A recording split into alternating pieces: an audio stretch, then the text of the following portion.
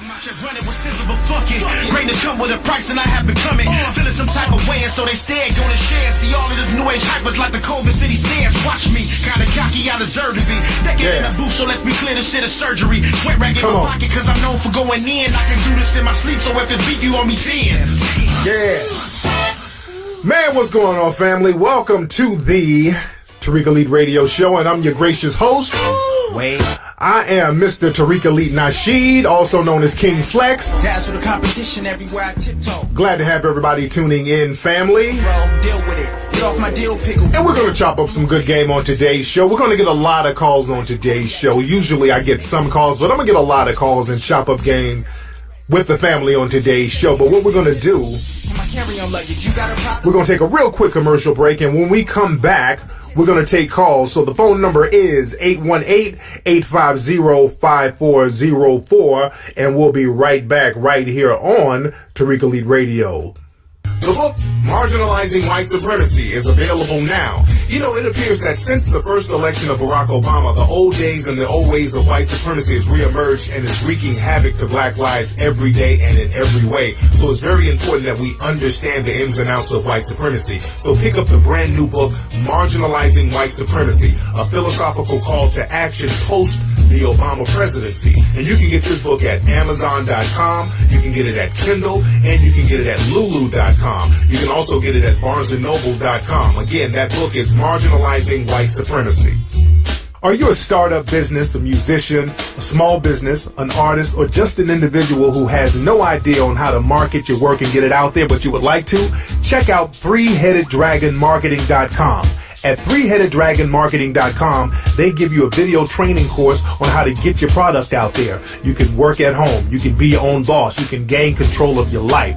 If you don't know how to get your product out there and market it online, Three-Headed Dragon Marketing is for you. Go to ThreeHeadedDragonMarketing.com.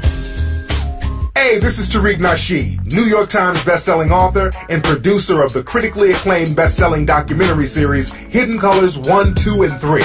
I want you to join me in London on Sunday, March 15th for a live lecture at Friend's House in Houston. I'm going to be discussing the international rules of racism, so trust me, you don't want to miss it.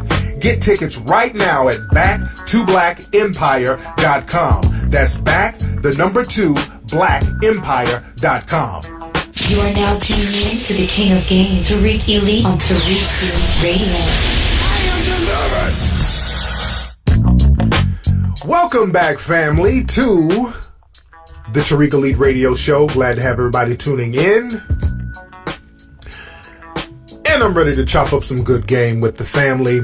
If you have not contributed to the Kickstarter page, go to Kickstarter.com. Check out Hidden Colors 4, family. We're at $85,000 on the Kickstarter campaign for Hidden Colors 4. So let me thank everybody who has gotten involved with the project, man. Much love and respect to you. The project is going smooth. Our goal is 100,000, so we're just 15,000 shy of that. We can get that tonight, family. So if you're listening, family, go to Kickstarter.com. Everybody listening, I got thousands of listeners. If everybody put in $2, we can get that up to 100K by tonight, and we got the wherewithal to do that. So let's go to Kickstarter.com. Type in Hidden Colors 4, and let's get that popping, family, because Hidden Colors 4 is going to be a doozy. We're going to start traveling and doing the interviews for that. We're doing it now. I did an interview with brother Jim Brown, who's one of the most thorough brothers in the world. Did an interview with him last week, chopping up some real good game. So again, you can also go to HiddenColorsFilm.com to contribute if you like. But let's see what we got on the phone. We got the phone lines lighting up. What's up? Who's calling? Hello? All right, family, y'all stop playing on the phone. But again, the phone number is 818-850-5404. Let's get this number right here. What's up? Who's calling? Yo, what's that? What's up? Who's this? It's D from Louisiana. D from Louisiana. How you doing, D? What's on your mind? I was just wondering, what do we have to do to build like a community with conscious people. Build a community with conscious people? Yes.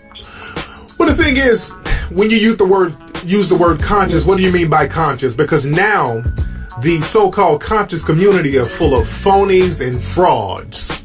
So you got to be very careful of that, because you got a lot of dudes out here talking about their conscious, and when you think of conscious, you think of a dude, walking around with a kente cloth and using that hotep shit. But these are some of the most fraudulent niggas you ever want to meet.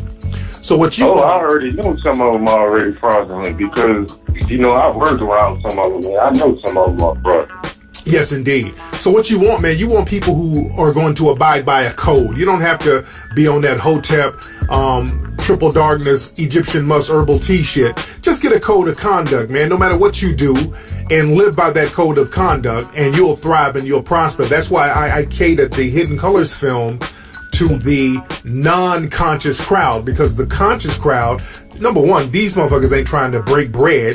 They're trying to con each other out of doing shit. Number two, these are some of the most bootleggingest niggas ever. They bootleg my shit all the time. So I don't really cater to that so-called conscious community.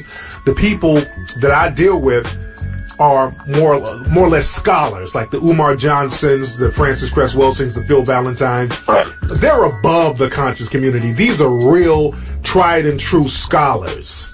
And we have to know the difference. A conscious nigga is just a motherfucker running around here trying to debate, talking shit, ain't really doing nothing, not really building nothing. So we got to get away from that and stop being fooled by that. Real heavy stuff, man. But again, look for brothers and sisters who just want to abide by a code. It doesn't matter what they do in life. Just if you want to abide by a code of empowerment, let's roll with that. And you can find that if you start hanging around the right people and get away from some of those fake hotep niggas. You feel me? Right, I got you. All right, man, much respect. Thanks for the call, fam. Yeah, we're going to have to chill out with the fake hotep niggas and the fake herbal tea chicks. Real shit. What's up? Who's calling? Hey, Tariq, it's Dave from Chicago. How Dave you feel? from Chicago. How you doing, fam? I'm doing good. Hey, I was just calling in. I was wondering, you ever thought about, I don't know if you have already, but have you contributed to Dr. Umar's campaign for his school? Absolutely. I did it real early. I did it early on. And when I get some more information about what's happening, I'm going to contribute more. So yeah, I've already done that. I did that off rip.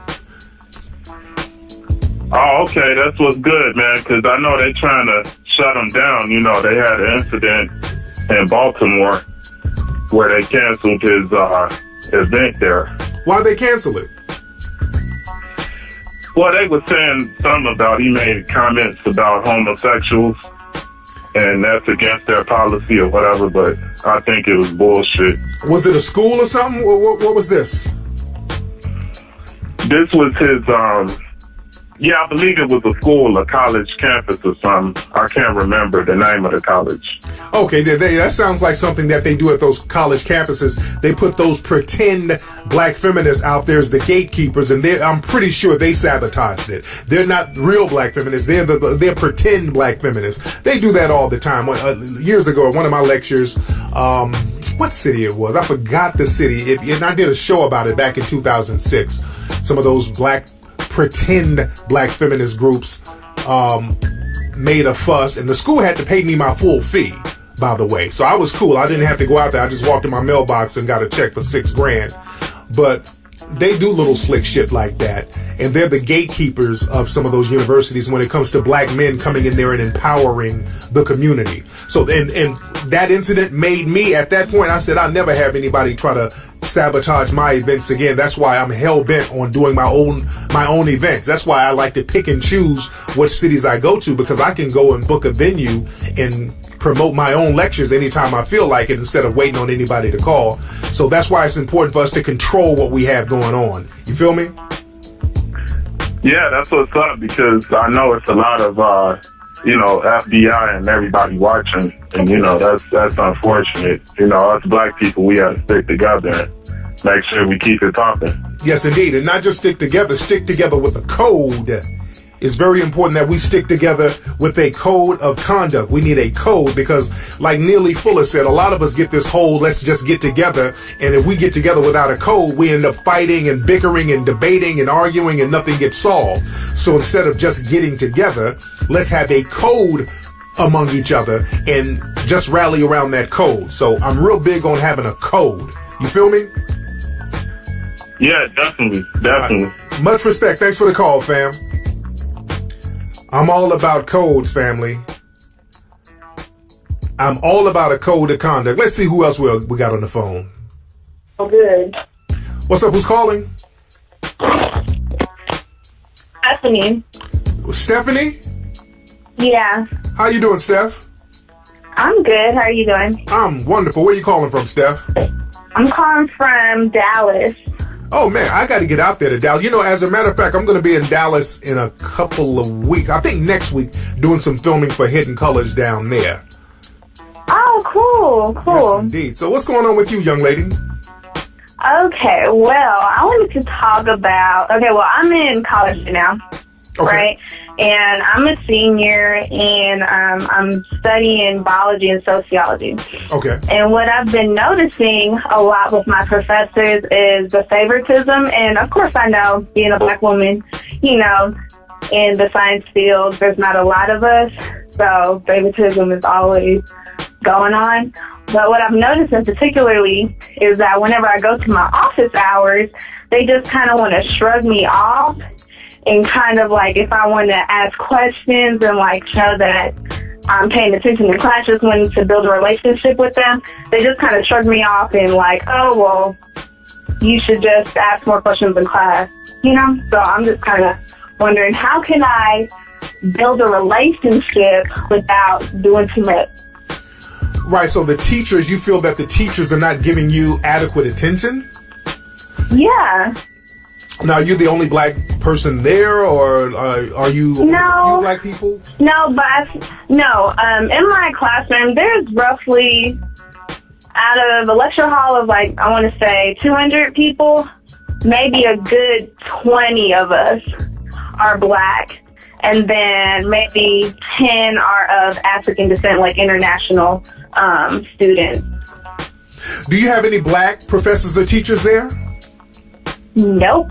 Damn, because I was going to say try to get one of them as a mentor.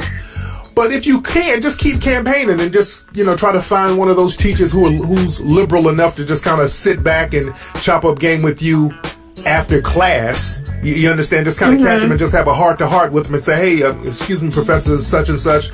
I just want to get clarity on certain things, and I just would like to ask a couple of quick questions. Just have a heart-to-heart with them. Don't go in there with the, oh, please, y'all just doing me so wrong. Just people respect when you have a heart-to-heart with them and just come at them straight up and down on some really real talk. Just say, look, Professor, I'm having trouble kind of understanding a few things, and I just wanted to ask you some things so that I can be more thorough in your classroom. And a real teacher, I don't give a shit how, you know, biased they are. They can respect that. So if you step to them on that, they'll appreciate that. And I wanted to know if I could ask you one more question. Is that okay? Go ahead.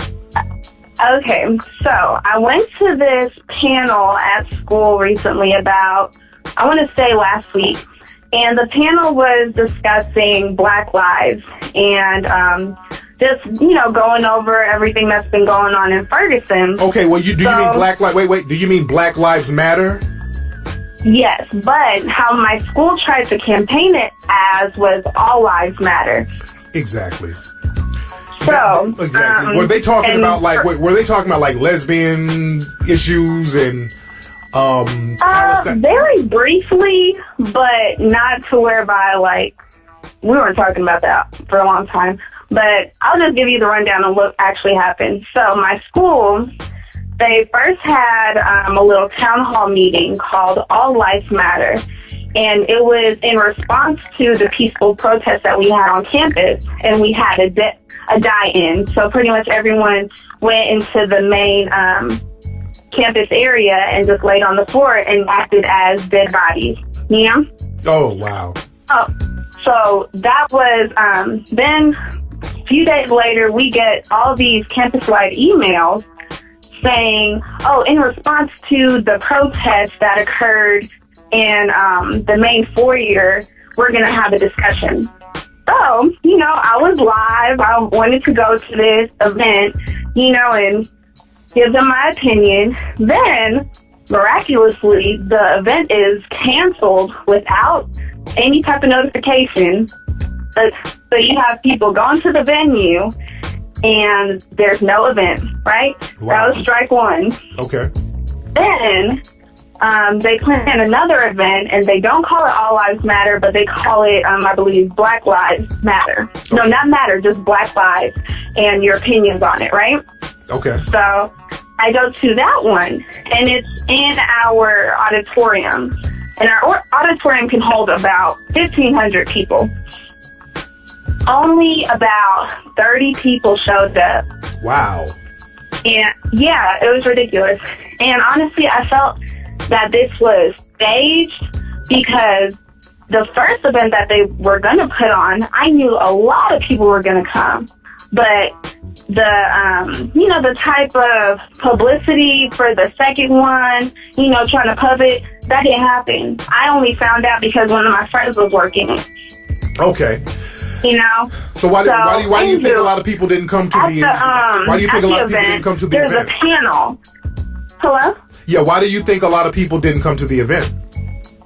Because honestly, the school, they sent out a mass email to the first event, but the second event did not get a mass email like how the first one did. Right.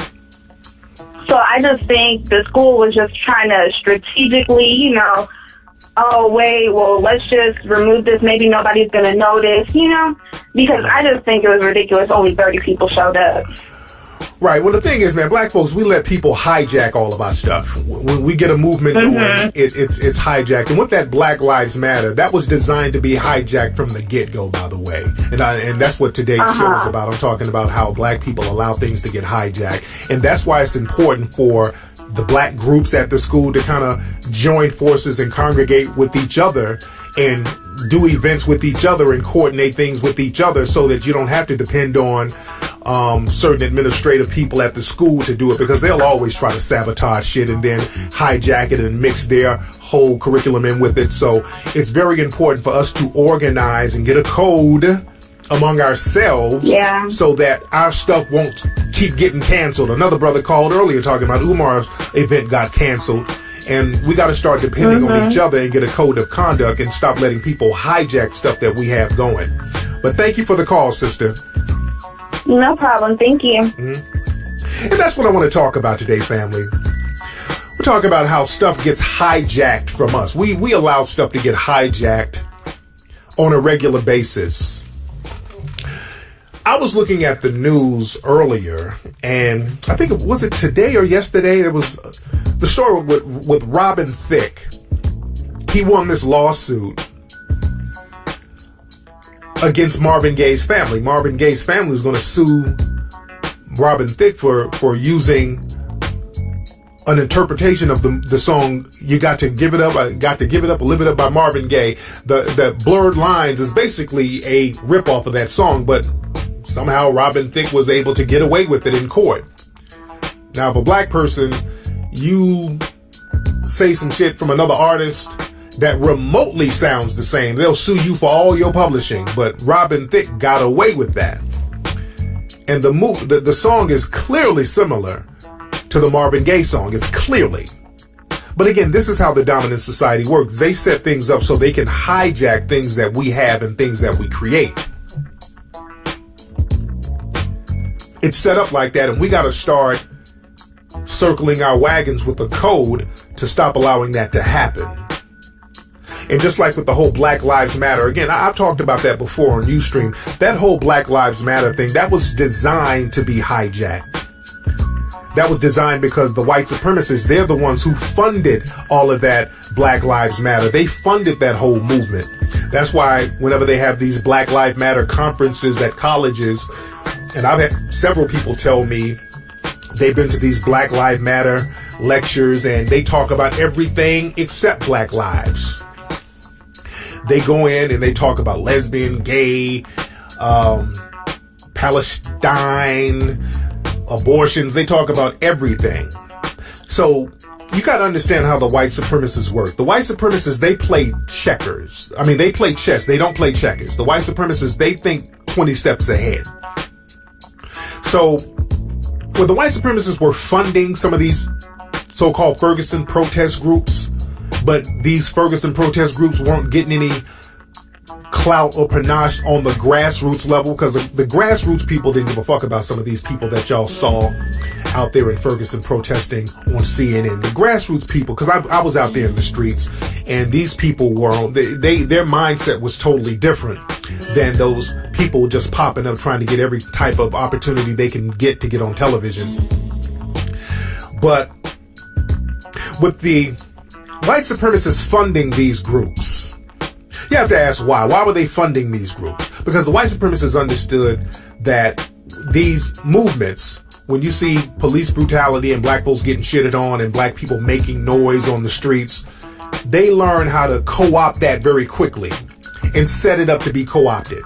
So what they do, they fund and put a lot of money behind one of their groups, and they promote this hashtag all through their media. They do magazine articles on these hashtags that they control and they fund. Black Lives Matter, Black Lives Matter. Then they switch it to All Lives Matter because the white supremacists are funding that too. And then what happens is the Black Lives Matter people go around bragging about, well, we're lesbian and we're gay and we're fighting for lesbian and gay issues too. We're fighting for all lives. We're fighting for everybody.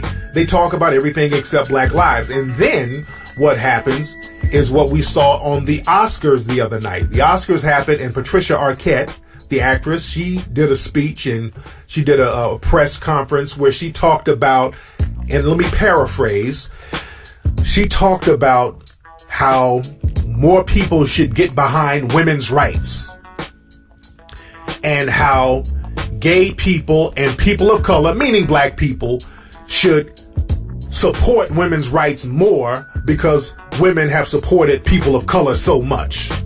And there was a big outcry behind that, and there should have been a big outcry because it was totally full of shit. That was them co-opting our shit, co-opting our struggle, co-opting our movements, and then using it for theirs. That whole white privilege thing, that you Negroes owe us because of all we've done for you. And people kept asking Patricia Arquette, well, who are these women you're talking about who did all this for people of color, meaning black people? Who are you talking about? Because the impression she gave was that there are all these white women out here helping these disenfranchised black folks and we owe you. That was the narrative. And who are you talking about, Patricia Arquette, and any other person who sits up here and says that all of these so-called women, meaning people in the dominant white society, have done all these things for black people? Now, I heard some people on Twitter halfway trolling, halfway trying to make a point saying, well, these women in Hollywood, they go to Haiti and help Haiti. They go to Africa and help Africa. That is the biggest crock of bullshit ever. These people go over to Haiti, Africa, and don't help shit. Going over there, dropping a grain of rice somewhere in Africa, and then coming back with billions of dollars in diamond, gold, silver, platinum, cobalt, manganese. That ain't no damn help. That's you fronting like you're helping, but you're going in there to help yourself. Please stop letting people run that honorable missionary game. I've been all over the world. I've seen how people go in playing that whole liberal missionary role, like they're going in there to help, and they end up dominating and subjugating all the people. In Hidden Colors 4, we're going to get real deep into that, by the way. We're going to get real deep in that, by the way. But when people start trying to run that, oh, we've white women, we've done so much. See, that's the white supremacists talking. And again, there are people out there, I'm not shitting on everybody, because there are people, individuals who are compassionate and they try to make a difference. But let's just talk turkey. One trick of the white supremacists is to act compassionate. There are a lot of people out here who happen to be white supremacists who go in and act like the liberal feminists, and they have the same white supremacist views as all the rest of the white supremacists. There's a great book that I always talk about called White Women's Rights, the Racial Origin of Feminism, that talks about how the female white supremacists would basically go to like Africa and all of these places acting liberal, but basically they were competing with the white male for power. They were going into these countries saying, hey, look, white male, you have to go in there with guns and sticks and beat the people down. I can go in there and smile and grin and bat my eyes and get the same results, and they can bow down to me like that. So the liberal white supremacist feminists, they were still going in there campaigning for power, wealth, and resources and to subjugate the people. They just did it in a different angle and acted like they were helping the people. And they still run that game on us today. Throwing black folks a couple of crumbs here and there while taking certain resources away, that's a con game. And we got to stop falling for that con game. And we got to be on our empowerment tip and stop getting all teary-eyed when a suspected white supremacist is up in our face, skinning and grinning, acting real liberal like they're trying to help us, because a lot of times they're not. They're trying to exploit. And that's a tough pill to swallow. That's why we got to get a code of conduct and start doing for ourselves. And again, I'm not shitting on all people in the dominant society. I'm just talking about the people who believe and practice white supremacy. Let's see who we got on the phone. We got a lot of folks calling. I'm going to chop up some more game with the family. What's up? Who's calling? Yo, King Flex, this is Jimmy out of DC. Jimmy out of DC? Yes, sir. What's going on with you, Jimmy? Oh, everything, man. I just wanted to say, big ups on everything that you're doing, man. You've inspired myself, as a young executive and the entrepreneurial ventures that I'm doing and everything, man. And big shout out to Hidden Colors too, man. Hey, much respect, man. Have you contributed to the Hidden Colors campaign? Yes, I have. I'm actually about to contribute again tonight. It's like Hidden Colors is like this. It's like paying a tithe in church, man. Yes, indeed, man. Yes, indeed. Religion, you know what I mean? Yes, sir. What kind of business you got, man? Go ahead. Say that again. Well, you say you're an entrepreneur. What kind of business you got, fam? Well, I'm in the security business. Okay. And it's out here in D.C., so, it involves intelligence and all of that, so. And I actually work for a black CEO as well right now, too, so. Okay. Beautiful feeling, I heard the commercial of this. I heard the commercial of the CEO you work for. This is the commercial. Living rooms, bedrooms, dinettes. That's the person you do security for, I heard, right here. Market. We talking about flea market. Montgomery. It's just like All right, man. But Jimmy, man, thanks for the call, Sam. With us, I said flea market, Montgomery. Right. I had to get Jimmy. Let's see who else we got on the phone. We got a lot of folks calling up. I'm going to take a couple more calls. What's up? Who's calling? Hey, this is Keisha from the Bay Area. Hey, Keisha from the Bay. How you doing, fam? Good. I just wanted to keep it brief and say I respect everything you do, Tariq. I know you got a few critics going on Facebook right now, but all I can say, proof is in the pudding of what you're doing out here. All that other stuff is irrelevant to me, and I just want to say keep up the good work, and this conscious community crap just needs to be kind of, put on mute for a minute because it's about action. Absolutely. And that's all I wanted to say. Much respect. Keep up the good work. Yes, indeed. Now, what you see on Facebook, what they talking about on Facebook now? Professor Griffith's, the Zaza BS. I didn't even dig into it. I read a few things as far as the update. But what I noticed, I see, that particular group of the conscious community always got some drama kicked up. They do. That's why I said I felt compelled to tell you, keep doing what you're doing. Much respect. Thank you so much, sister. Thank you so much. All right, honey. All right. What this sister's talking about, I might do a Ustream show tonight to kind of go into that, because there's some more fuckery, some fraudulent fuckery going on with these so-called conscious people. This is why I so try to stay away from that bullshit and just get work done. But there's some stuff I just might address. I want to do a live Ustream show tonight, just to have fun with the audience, because I haven't done a live Wednesday show in a minute. So you guys stay tuned. Later on tonight, we're going to do a live Ustream show. And you can check that out on TariqRadio.com. TariqRadio.com. So we're going to do a live Ustream show tonight, and I want y'all to tune in. And let me get up out of here now. But again, later on tonight, It's Wednesday. We're going to do a live Ustream show tonight, so go to TariqRadio.com so we can chop up game about that, family. And that's been it. Don't forget to go to Kickstarter.com and contribute to Hidden Colors 4. And I will holler at you tonight on Ustream. Peace. Old ways of white supremacy has reemerged and is wreaking havoc to black lives every day and in every way. So it's very important that we understand the ins and outs of white supremacy. So pick up the brand new book, Marginalizing White Supremacy, a philosophical call to action post the Obama presidency. And you can get this book at Amazon.com, you can get it at Kindle, and you can get it at Lulu.com. You can also get it at BarnesandNoble.com. Again, that book is Marginalizing White Supremacy. Are you a startup business, a musician, a small business, an artist, or just an individual who has no idea on how to market your work? Deal with it. Get off my deal pickle. And we're going to chop up some good game on today's show. We're going to get a lot of calls on today's show. Usually I get some calls, but I'm going to get a lot of calls and chop up game with the family on today's show. But what we're going to do, we're going to take a real quick commercial break, and when we come back, we're going to take calls. So the phone number is 818-850-5404, and we'll be right back right here on Tariq Elite Radio. The book, Marginalizing White Supremacy, is available now. You know, it appears that since the first election of Barack Obama, the old days and the just running with scissors, but fuck it. Greatness come with a price, and I have become it. Feeling some type of way, and so they stare, gonna share. See all of this new age hypers like the COVID city stairs. Watch me, kinda cocky, I deserve to be. Naked in the booth, so let's be clear, this shit is surgery. Sweat rag in my pocket, cause I'm known for going in. I can do this in my sleep, so if it beat you on me 10. Yeah.